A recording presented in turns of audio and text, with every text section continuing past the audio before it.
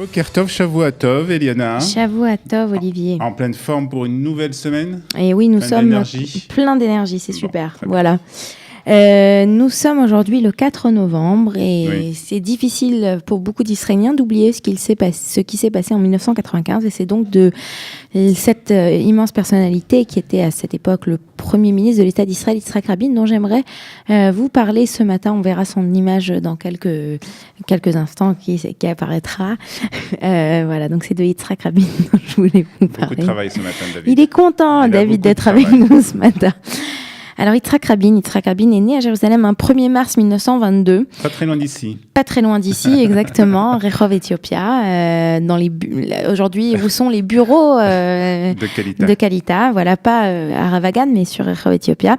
Mais très rapidement, il va grandir à Tel Aviv. En fait, ses parents sont des immigrants de la 3e Aliyah, donc sont arrivés il y a pas longtemps avant.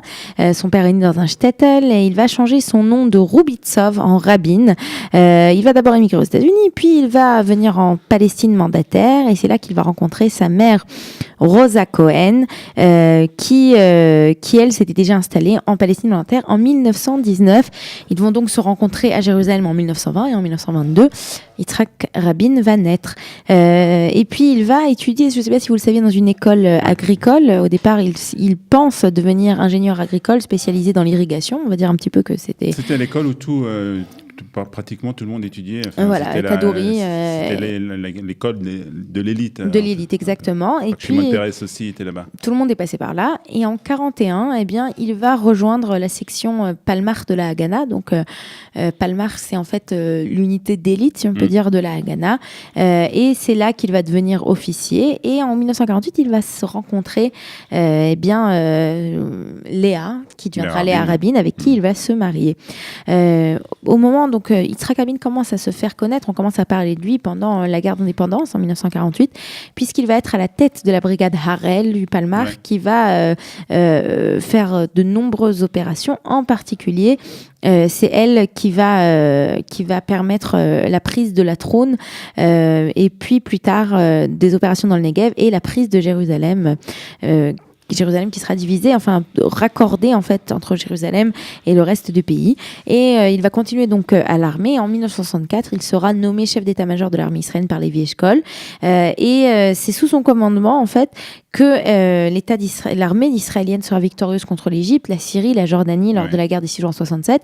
Bien que lui, en 1967, au moment de cette guerre, il a eu une vague de dépression très forte, il était très angoissé pour ce qui allait se passer et il était moins présent sur le terrain qu'il ne l'aurait pu l'être. Il va quitter donc le monde de l'armée en 1968 et il va devenir d'abord ambassadeur d'Israël aux États-Unis. Et en 1973, il commence sa véritable carrière politique puisqu'il est élu député travailliste à la Knesset. Et c'est là qu'il va rejoindre tout d'abord le gouvernement en tant que ministre du Travail. Et puis en 1974, il sera à la place de Golda Meir. Il deviendra le Premier ministre.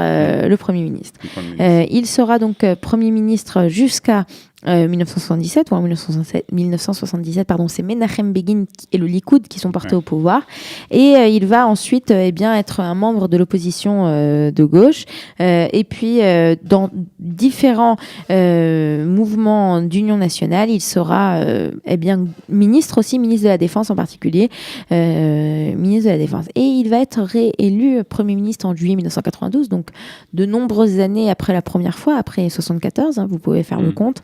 Et c'est là qu'il va faire une espèce de grande réforme. Il faut dire que pour ces élections de juillet 92, on a vous étiez déjà en Israël en juillet 92, oui, et on a une grande majorité gauche qui prend le pouvoir et cette majorité, ce gouvernement de gauche va entamer de nombreuses négociations et entre autres la signature des accords d'Oslo, ce qui va créer l'autorité palestinienne.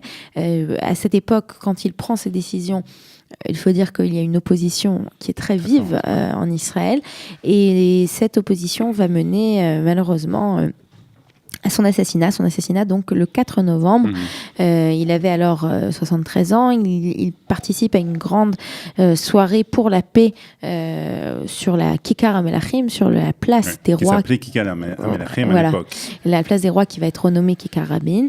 Et puis, donc il y a une grande cérémonie avec des artistes pour la paix. À la fin de cette cérémonie, il chante Shir LaShalom, le chant pour la paix. Avec Shimon Peres. Et quand il descend les marches, eh bien à ce moment-là, il reçoit 2 balles à bout portant dans son dos qui sont tirées par Yigal Amir.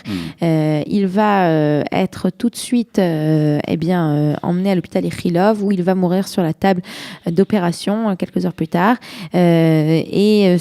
Son assassinat, à part le fait que l'État d'Israël va perdre un de ses leaders, une des personnes qui a énormément fait pour l'État d'Israël, c'est un assassinat qui va extrêmement choquer la population. Et jusqu'à aujourd'hui, d'ailleurs, on va le voir dans un instant dans la revue de la presse.